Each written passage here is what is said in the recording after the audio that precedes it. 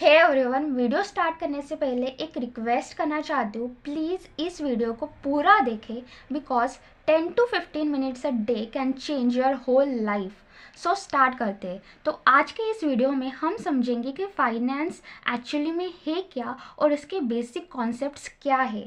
But before learning any topic हमें पता होना चाहिए कि हम ये क्यों पढ़ रहे हैं। सो हमारी पूरी लाइफ पैसों पे डिपेंड है। हम उसी के लिए कॉलेज जा रहे हैं, जॉब कर रहे हैं।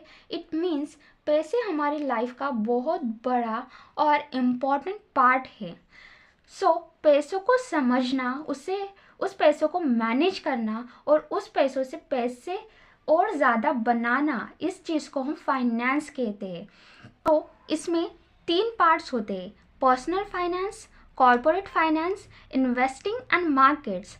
पर्सनल मतलब आप खुद, और फाइनेंस मतलब पैसों को मैनेज करना या फिर हैंडल करना। तो जब आप खुद अपने पैसों को हैंडल करते हैं तो उसे हम पर्सनल फाइनेंस कहते हैं, जैसे सेविंग करना, investing, EMI, credit card etcetera. Corporate finance मतलब जब कंपनी अपने पैसों को मैनेज करते हैं या हैंडल करते हैं तो उसे हम कॉर्पोरेट फाइनेंस कहते हैं। इन्वेस्टिंग एंड मार्केट्स, जब आप पैसों को स्टॉक मार्केट में लगाते हैं, म्यूचुअल फंड्स में इन्वेस्ट करते हैं तो हम उसे इन्वेस्टिंग एंड मार्केट्स कहते हैं। सो फाइनेंस को समझने के लिए कुछ इम्पॉर्टेंट बेसिक टर्म्स है जो आपको पता होना चाहिए। फॉर एग्जाम्पल, आप एक जॉब कर रहे हो और आपको मंथली सैलरी आ रही है 1000 रुपीज़। ये 500 एंड ये 500 आपकी हो गई, ये 1000 रुपीज़। तो जो आपको सैलरी आ रही है वो आपकी हो गई इनकम। ठीक है, हम एग्जाम्पल से समझते हैं कि ये 1000 रुपीज़ है जो आपकी सैलरी है, जो आपकी इनकम है।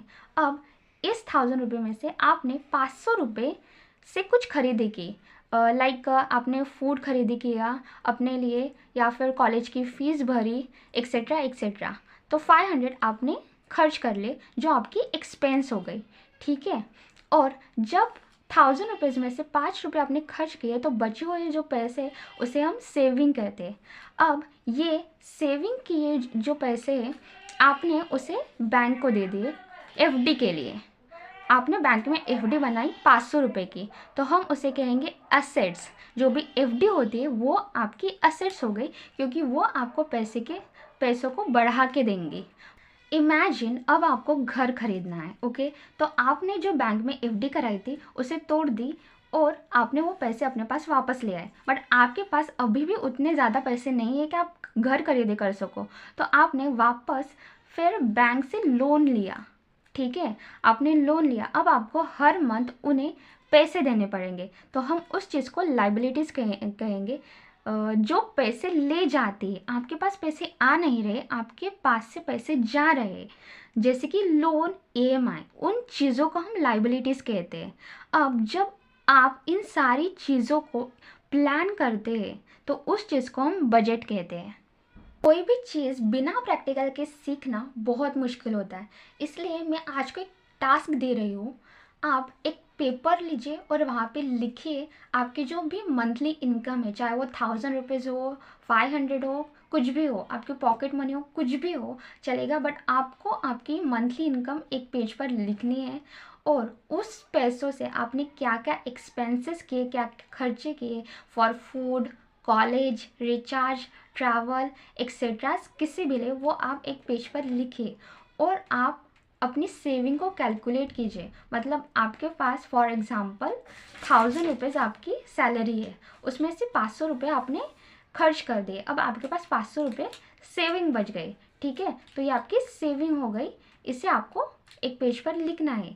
सेविंग 100 भी हो तब भी चलेगा, 10 रुपीज़ हो, बट आपको लिखना पड़ेगा। अब मैं आपको ये सब चीज़ें करने के लिए क्यों कर रही हूँ, वाई? बिकॉज फाइनेंस लर्निंग तभी स्टार्ट होता है जब आप अपने पैसों को ट्रैक करना स्टार्ट करते हो। Start from you. सो आज आप एक स्किल सीखेंगे जो है मनी ट्रैकिंग। आपको ज़्यादा नहीं, बस डेली का 1 मिनट देना है और वहाँ पे लिखना है कि today I spend this much rupees on this thing. ठीक है, चाहे वो 10 रुपये भी आपने खर्च किए हो, पर वो लिखना है कि किस चीज़ पे किए हो और कितना किए हैं। ठीक है, आज का मिनी कॉन्सेप्ट है पे योर सेल्फ फर्स्ट।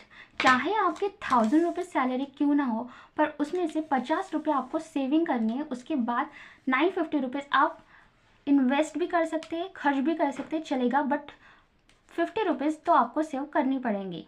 ठीक है, ये हैबिट लाइफ चेंजिंग है जो आपको बहुत फ़ायदा देंगी। If you like this video please subscribe.